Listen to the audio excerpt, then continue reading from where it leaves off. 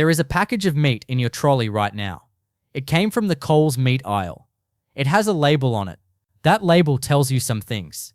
It tells you the weight, the price, the best before date, and a name for what you are buying. What it does not always tell you, what the packaging is not designed to make obvious, is what is actually inside, what the ingredient list means when you slow down and read it carefully, and what decisions were made in the production process before that product reached the refrigerated shelf you pulled it from.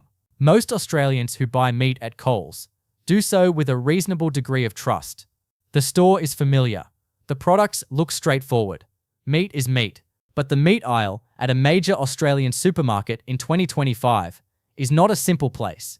It is a category that contains everything from minimally processed whole cuts to heavily formulated manufactured products.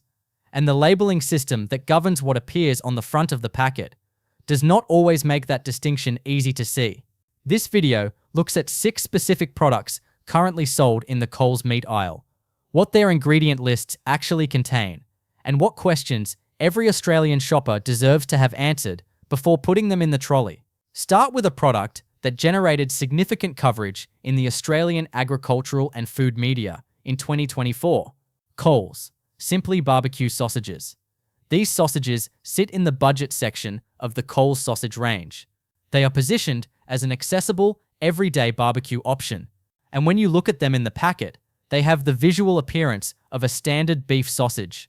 The color, the texture, the familiar look of something you would expect to find on a backyard grill on a summer weekend. But look more carefully at the packaging, and you will find 2 logos that, placed together on the same product, tell you something important. There is a Coles No Added Hormones logo, referring to Australian beef, and there is an RSPCA-approved logo referring to chicken. Both proteins are in the product. The Coles Simply Barbecue Sausage is a blend of beef and chicken. This is disclosed on the label. It is not hidden. But Beef Central, which investigated this product line specifically, reported that independent butchers who were consulted found the combination unusual and, in the words of one experienced Queensland butcher, bewildering. The managing director of a Victorian butcher business told Beef Central that, in her view, the labeling could be misleading because she believed consumers assumed they were buying a pure beef sausage. Coles described the product as offering more choice and noted customer feedback had been positive. What is clear is that a shopper who reaches for a sausage that looks like a beef sausage sees a No Added Hormones beef logo prominently displayed and does not read the full ingredient list carefully, may leave the store not knowing they bought a product that also contains chicken. Whether that matters to you depends on your preferences, your dietary requirements, and whether you believe a product's visual presentation should match what is inside it. The Coles Thin Barbecue Sausages. Take that conversation in a different direction. Here the issue is not the protein blend, but the ingredient list that appears after it. According to publicly available product data, the Coles Thin Barbecue Sausage contains no added hormone Australian beef as the primary ingredient, followed by water, rice flour, salt, and then a series of additives that are worth understanding. Acidity regulator 451 is sodium triphosphate, also known as sodium tripolyphosphate, or STPP. It is used in food processing for moisture retention and texture modification.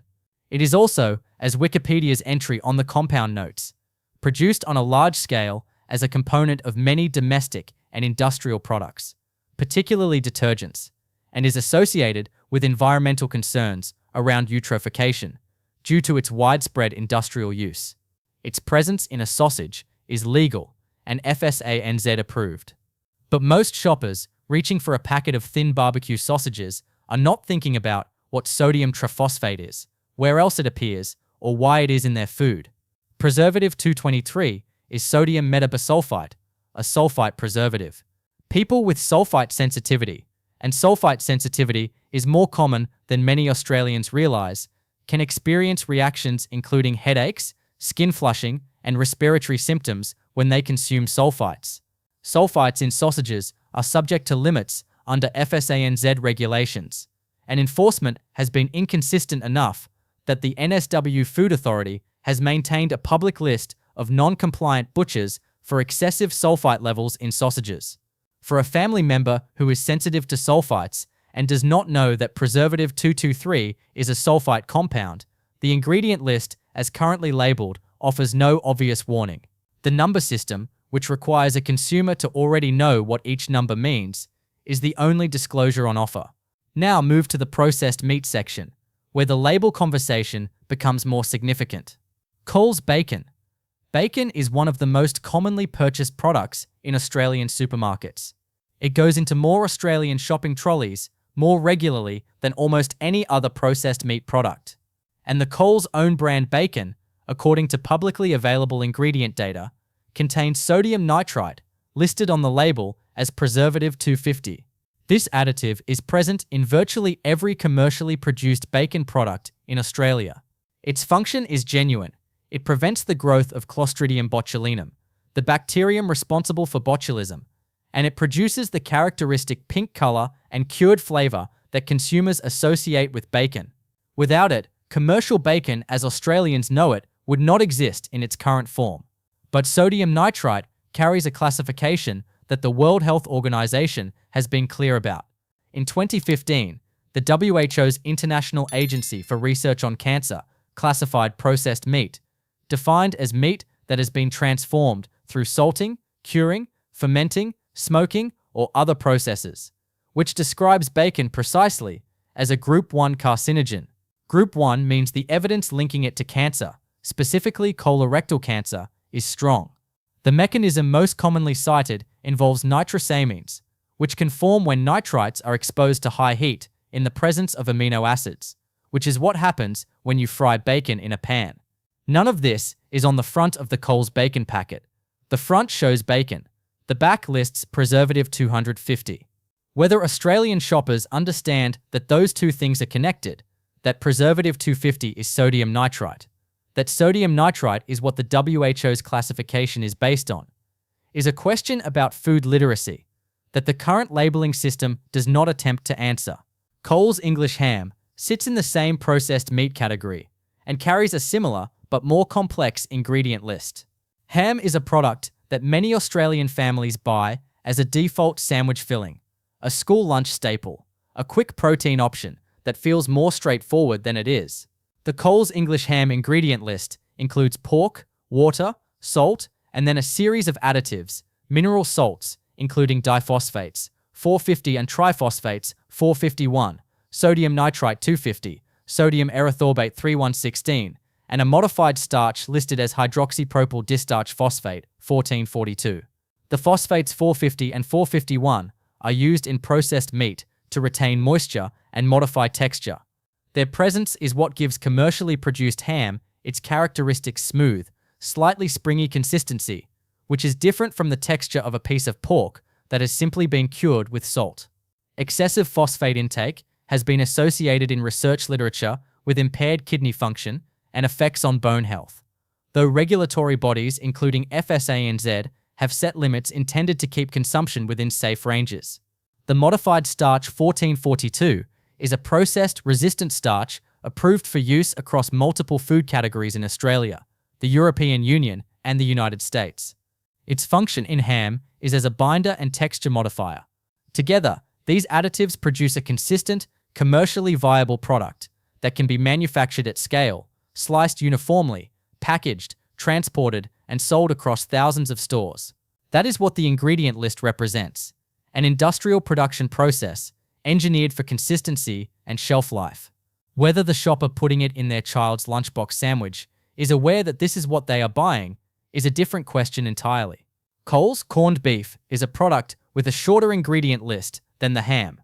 Just cooked beef at 96.5%, salt, sugar, and preservative 250. That brevity can create an impression of simplicity and wholesomeness. Corned beef has been a staple in Australian households for generations. It is the kind of product that carries a sense of familiarity and straightforwardness that more complex processed meats do not. But the inclusion of sugar in a meat product is worth noting. Sugar in corned beef is not there for flavor in the way it would be in a dessert. It serves a functional role in the curing process, helping to balance the salt and contributing to color development. Its presence is standard in commercial corned beef production, and is not a safety concern. What it represents, however, is a reminder that even products with short ingredient lists and familiar names are formulated products, not simply meat and salt. The preservative 250, again sodium nitrite, appears here as in the bacon and the ham. In corned beef, which is typically eaten without being subjected to high heat cooking in the way bacon is, the nitrosamine formation pathway is less pronounced, though the WHO's processed meat classification applies to the category regardless of cooking method. For shoppers who have decided to reduce their consumption of sodium nitrite across their diet, the presence of preservative 250 in a product as seemingly basic as corned beef is something the label technically discloses but does not explain. The final product on this list sits in a different part of the meat aisle entirely. Coles Finest Carbon Neutral Beef is a premium range. It carries a premium price. The carbon neutral certification is real. The range was launched in Victoria in 2022 and rolled out nationally, and it involves verified carbon offset and reduction processes applied to the production of the beef. But in late 2024, a social media controversy erupted in Australia and in the United Kingdom over a feed additive called Bovaer, which is used by suppliers in the Coles Finest Carbon Neutral range. Bovaer is a methane-reducing supplement added to the feed of cattle, designed to reduce the greenhouse gas emissions associated with beef production. It is approved by the relevant Australian regulatory authority. Coles and Meat and Livestock Australia both stated publicly that the supplement had been widely tested and was safe. But what the controversy revealed was a disclosure gap. Many Australians who had been buying the Coles Finest Carbon Neutral range were unaware that a feed additive was part of the production process. The use of Bovaer was not prominently communicated on the packaging. It became publicly known primarily because of social media pressure, not because Coles had proactively ensured its customers were informed.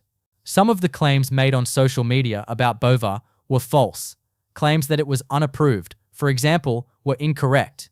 But the underlying consumer concern that a premium product carrying specific claims about how it was produced had not communicated all of the relevant details about that production process was a legitimate one. When you pay a premium for a product because of how it was made, you are entitled to know how it was made. The label on the Coles Finest Carbon Neutral Beef told you it was carbon neutral. It did not until pressure forced the issue into public view. Tell you about Bovaer. The thread running through all 6 of these products is not danger. Everything on this list is legally sold and FSANZ.compliant. The thread is the gap between what a product looks like, what its name suggests, and what its production process and ingredient list actually represent. A sausage that looks like beef, but contains chicken. Additives numbered in a system most shoppers have never been taught to read. A WHO Group 1 carcinogen classification that applies to the bacon and ham in millions of Australian lunchboxes, labelled only as preservative 250. A premium carbon-neutral beef range, with a production detail that became public knowledge because of social media, not because of the label. Australian food labelling law sets a flaw. It requires disclosure of ingredients and allergens and use-by dates. What it does not require is that the information be presented in a way that a busy shopper moving through a supermarket aisle at pace can actually process and understand. The gap between legal disclosure and genuine consumer understanding is where all 6 of these products live. Knowing that gap exists is not a reason to stop buying meat. It is a reason to slow down in that aisle, turn the packet over, and read what is on the back. Because the front of the packet is designed to sell you something, and the back of the packet is where the actual product begins.